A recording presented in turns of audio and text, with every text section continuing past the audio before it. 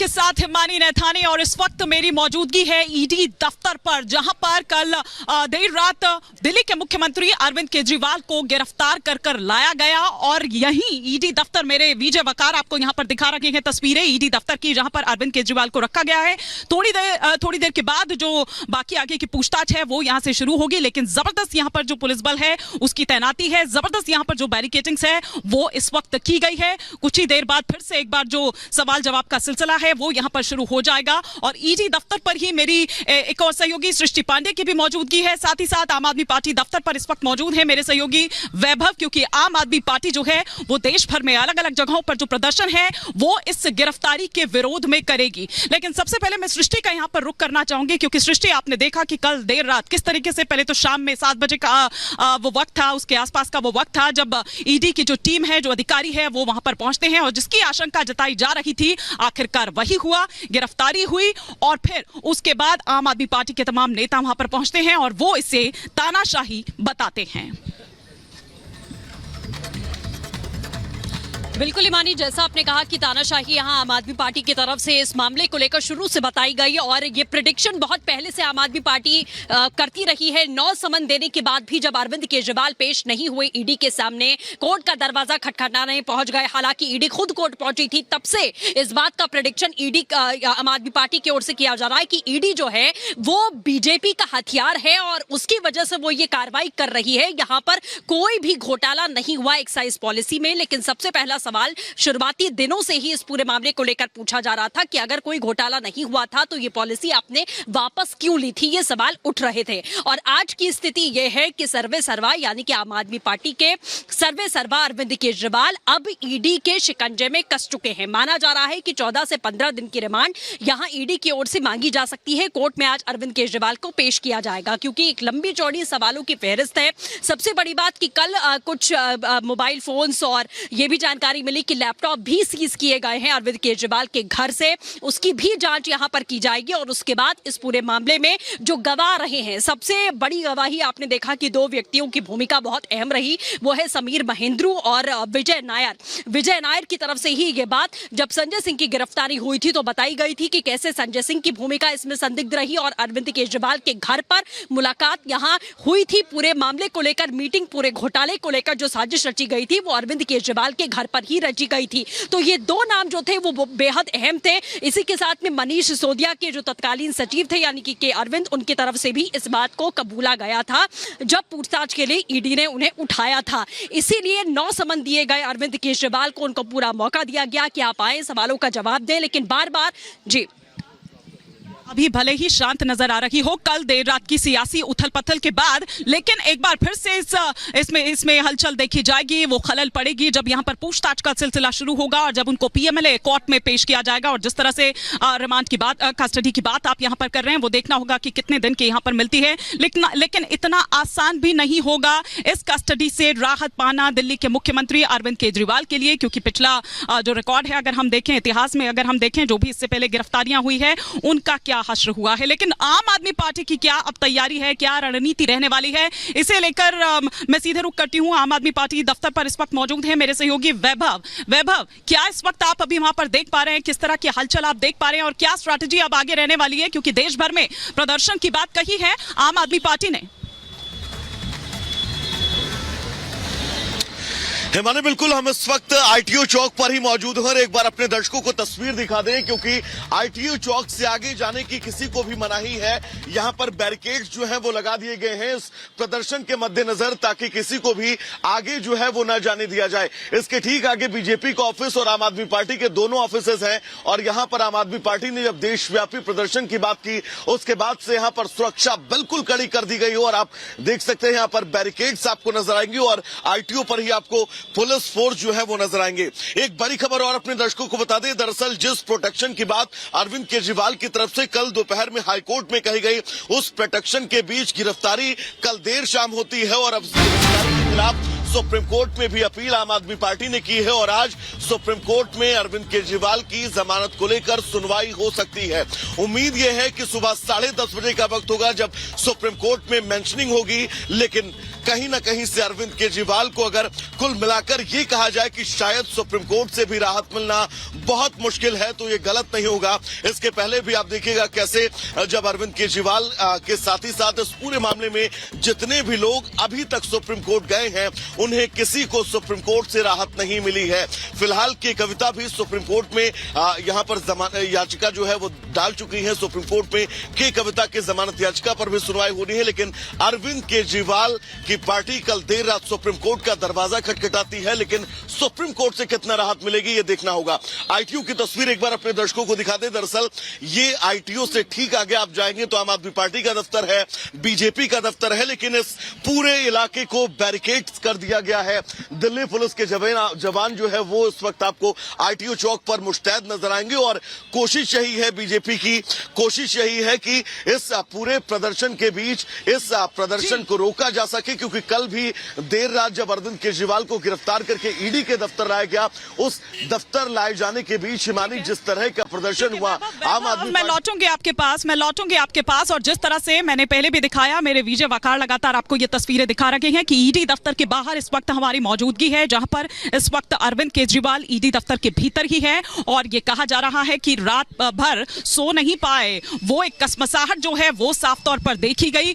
घर से कंबल मंगवाया गया, घर से दवाइयां कई मंगवाई गई और ये इस वक्त ईडी दफ्तर की तस्वीरें लगातार हम आपको दिखा रहे हैं, जहां पर एक बार फिर से पूछताछ का सिलसिला शुरू होगा। लेकिन देखिए, आम आदमी पार्टी के जो नेता हैं, तमाम मंत्री हैं, लगातार इसे तानाशाही करार दे रहे हैं, लगातार ये कह रहे हैं कि दरअसल बीजेपी डर गई है, सरकार डर गई है अरविंद केजरीवाल से और यही कारण है कि इस तरह से ये पूरा घटनाक्रम जो देखने को मिला कल शाम और जब जिस तरह से कोर्ट ने तीखी टिप्पणी की थी, उसके बाद से इसकी आशंका और ज्यादा बढ़ गई थी और जिस बात का डर था या जिस बात की आशंका थी, आखिर देर शाम वही देखने को मिलता है। शाम 7 बजे का वो वक्त जिसके आसपास ईडी की जो टीम है वो पहुंचती है अरविंद केजरीवाल के घर पर और फिर उसके बाद उनसे पूछताछ होती है। 2 घंटे की पूछताछ के बाद अरविंद केजरीवाल को अपने साथ ले आती है ईडी की टीम। मेरी सहयोगी मीनाक्षी रजत भी इस वक्त मेरे साथ जुड़ी हुई है, अरविंद केजरीवाल के घर के बाहर ही इस वक्त मौजूद हैं।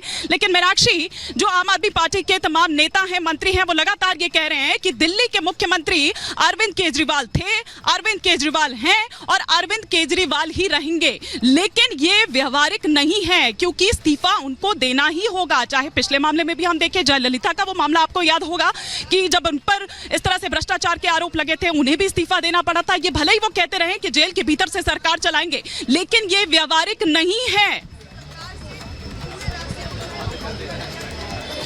बिल्कुल, जो आपने कहा वो संभव नहीं है, व्यवहारिक नहीं है। केजरीवाल के घर के बाहर मेरी मौजूदगी और यहाँ की अगर मैं आपको तस्वीरें दिखाऊं तो आप देख सकते हैं कि हैवी डिप्लॉयमेंट किया गया है और उसके अलावा जो जिक्र आप हिमानी कर रही हैं उसमें कई ऐसे मामले हैं जिन्हें हम याद कर सकते हैं। फिर वो लालू यादव का मामला रहा हो, BS येदियुरप्पा का मामला रहा हो, जयललिता का मामला रहा हो और अभी हाल फिलहाल में जिस तरीके से हेमंत सोरेन भी ईडी के द्वारा गिरफ्तार किए गए थे, उन्हें भी इस्तीफा देना पड़ा था और अब बारी अरविंद केजरीवाल की, उन्हें भी इस्तीफा देना पड़ेगा। आम आदमी पार्टी भले ही ये कह ले, क्योंकि वो पहले यही कहती रही है कि एक तो गिरफ्तारी नहीं होगी, अगर गिरफ्तारी होती है तो हम वहीं से अंदर से ही सरकार चलाएंगे, जेल के अंदर से। लेकिन ये व्यवहारिक बिल्कुल नहीं होने वाला है। कल हमने देखा था कि यहाँ सीएम आवास के बाहर ही जो स्पीकर हैं दिल्ली विधानसभा के, वो भी पहुंचे हुए थे और उनका साफ तौर पर ये कहना था, उन्होंने भी यही बयान दिया था, उनका कहना था कि हम केजरीवाल को ही अपना मुख्यमंत्री मानते हैं, मानते रहेंगे और इसी के साथ सरकार जो है वो जेल से ही चलाएंगे। लेकिन अगर हम जो तथ्य है वो खंगाले तो साफ तौर पर यह पता चलता है कि जेल से सरकार चला पाना इतना संभव नहीं है, क्योंकि आपके पास कई ऐसे जरूरी कागजात होते हैं जो साइन होने के लिए आते हैं। आप मीटिंग कैसे करेंगे, आप मंत्रियों से किस तरीके से मुलाकात करेंगे, ये सारी ऐसी तमाम चीजें जिनका ख्याल रखना पड़ेगा। लेकिन इसके साथ अब ये कि आखिरकार मुख्यमंत्री बनेगा कौन दिल्ली में, 2 ऑप्शन नजर आते हैं। कई ऑप्शन है वैसे तो, लेकिन 2 ऑप्शन मजबूत नजर आते हैं क्योंकि कहा यह जा रहा है कि केजरीवाल की पत्नी सुनीता से मीनाक्षी कोई चेहरा चुनना ही होगा, असेंबली को कोई चेहरा चुनना ही होगा और अगर नहीं चुना जाता है तो फिर LG को आगे केंद्र सरकार को रिपोर्ट देनी होगी कि देखिए भाई, इस तरह से तो सरकार चलाना असंभव है।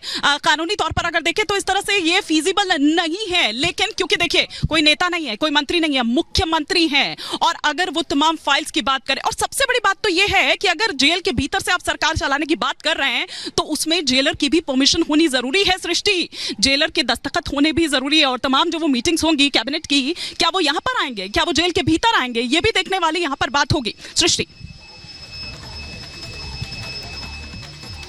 बिल्कुल हिमानी, जैसा शुरू में आपने कहा कि ये व्यवहारिक बिल्कुल भी नहीं है और ये संभव बिल्कुल भी नहीं है, तो फैसला इसको लेकर लेना पड़ेगा। हेमंत सोरेन के मामले में आपने देखा कि हेमंत सोरेन ये समझ चुके थे कि उनकी गिरफ्तारी होनी है, इसलिए पहले ही विकल्प उन्होंने अपनी तरफ से तलाश कर लिया था। और उसके बाद अब सरकार को लेकर क्या निर्णय होता है, एलजी क्या रिपोर्ट देते हैं, ये अपने आप में बड़ी संशय की स्थिति है। लेकिन कल का दिन बेहद अहम रहा। इस शराब घोटाला मामले में अरविंद केजरीवाल को कल देर शाम गिरफ्तार किया जाता है, रात में ईडी दफ्तर लाया जाता है। हालांकि आम आदमी पार्टी पहले दिन से जैसे बोल रही थी कि ये पूरा षड्यंत्र रचा गया, साजिश रची गई आम आदमी पार्टी के खिलाफ में, क्योंकि वो लोकसभा में जाकर प्रचार न कर पाए, उसमें भाग न ले पाए, इस तरीके के बड़े आरोप लगाए गए। और आज भी आम आदमी पार्टी इस बात का दावा कर रही है कि हम पूरे देश में प्रदर्शन करने वाले हैं केंद्र सरकार के खिलाफ में। लेकिन आज हकीकत यह है कि इस पूरे मामले में अरविंद केजरीवाल ईडी दफ्तर में है, उन्हें आज कोर्ट में पेश किया जाएगा। सवालों के जवाब जाहिर केजरीवाल को देने पड़ेंगे। इसी पर आपको दिखाते हैं खास रिपोर्ट।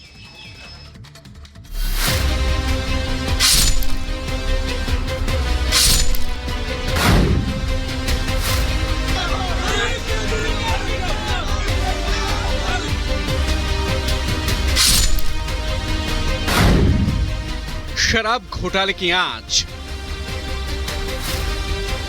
ईडी की जांच, समन पर समन और आखिरकार दिल्ली के सीएम अरविंद केजरीवाल ईडी की गिरफ्त में आ ही गए।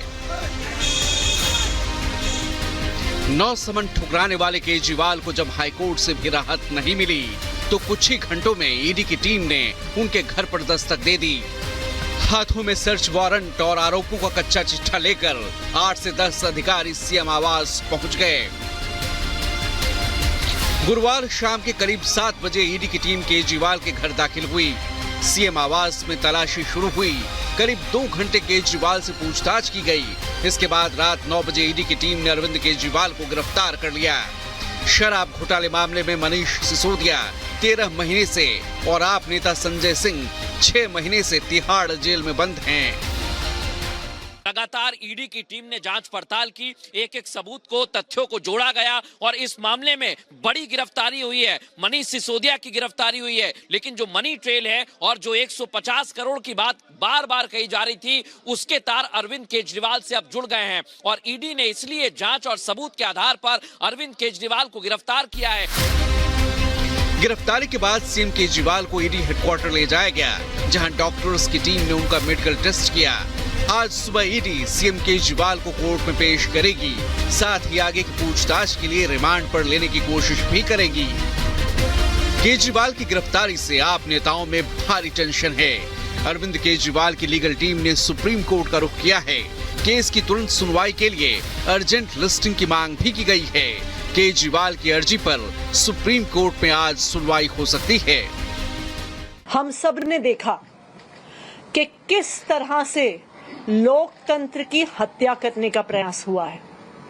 लोकसभा की चुनाव के घोषणा के बाद अरविंद केजरीवाल, जो दिल्ली के एक लोकप्रिय मुख्यमंत्री हैं, विपक्ष के एक प्रमुख नेता हैं, उनको फर्जी आरोप में गिरफ्तार कर लिया गया है। दिल्ली सीएम के खिलाफ ईडी के एक्शन की खबर मिलते ही पूरी आम आदमी पार्टी में हलचल मच गई। कार्यकर्ताओं ने जमकर नारेबाजी और हंगामा किया। दिल्ली सरकार के कई मंत्री, विधायक और नेताओं के साथ ही महापौर भी सीएम आवास पहुंचने लगे। आम आदमी पार्टी के नेता ईडी की इस कार्रवाई को राजनीति से प्रेरित बता रहे हैं। यही वजह है कि आज आप नेता और कार्यकर्ता दिल्ली समेत देश के कई राज्यों में धरना प्रदर्शन करने का कार्यक्रम कर रहे हैं।